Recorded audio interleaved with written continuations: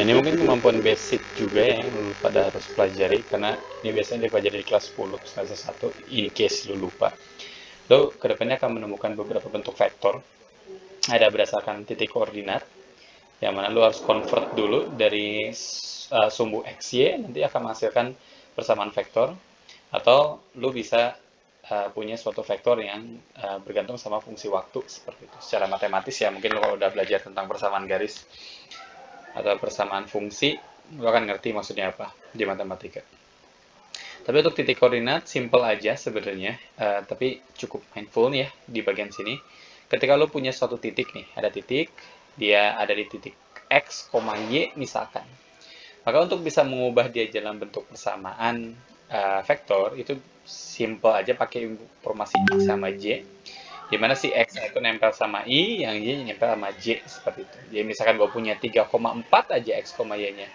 Maka dengan kata lain, si R posisinya adalah 3I tambah 4J, seperti itu.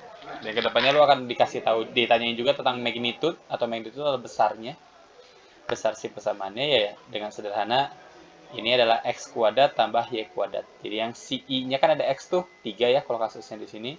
Lu ambil terus lu kuadratin, yang Y-nya juga sama, lu ambil terus lu kuadratin, nanti akan hasilnya dapat si besarnya, seperti itu. Lo akan banyak kepake nanti, sangat menjebak ya, karena kadang kita ditanya vektornya berapa atau besar vektornya berapa. Nah, yang dimaksud dengan besar vektor tuh ini maksudnya. Dan lo harus masuk ke tahap ini untuk nyari besar vektor. Tapi kalau ditanya vektor doang mah ya lo mentok sampai sini. Yang ditanya vektor tuh maksudnya nanya persamaan vektornya kayak gitu. Simple.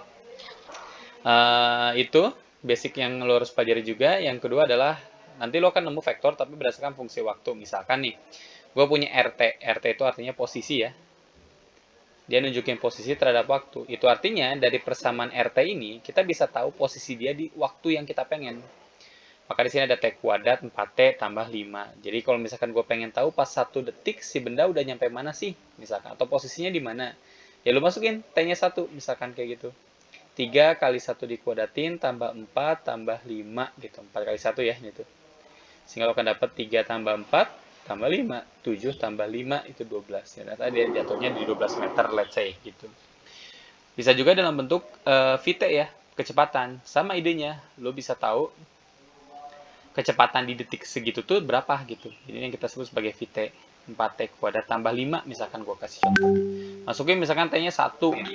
Berarti kecepatannya berapa sih waktu T-nya 1 misalkan. Oke, 4 kali 1 kuadrat tambah 5. Jadi endingnya adalah 9 meter per second. Sama halnya dengan percepatan juga. Jadi lu bisa tahu besar dari setiap komponen yang lu cari. Cuman ada pemahaman fisikanya nanti ke depannya ketika lu punya misalkan, oke, gue punya persamaan VT sama dengan 4 misalkan. Udah 4 aja misalkan. Itu artinya si 4 ini atau kecepatan ini dia tidak bergantung pada posisi waktu karena nggak ada T-nya. Lu mau masukin T-nya 80, 100 atau 1000, tetap aja V-nya pasti akan 4. Itu artinya apa? V-nya konstan. Nah, lu kalau udah belajar GLB, GLBB, lu ngerti V konstan itu maksudnya apa? GLB kayak gitu loh. Jadi cara pemakaiannya seperti itu.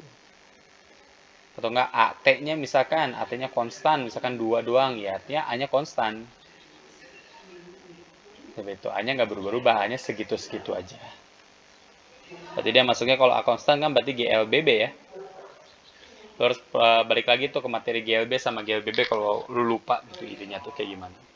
Nah, itu basic vektor yang bakal lu pakai ke depannya. Nanti untuk secara fisik yang tadi di bawah gue jelasin terakhir, mungkin akan dijelasin di video berikutnya. Thank you.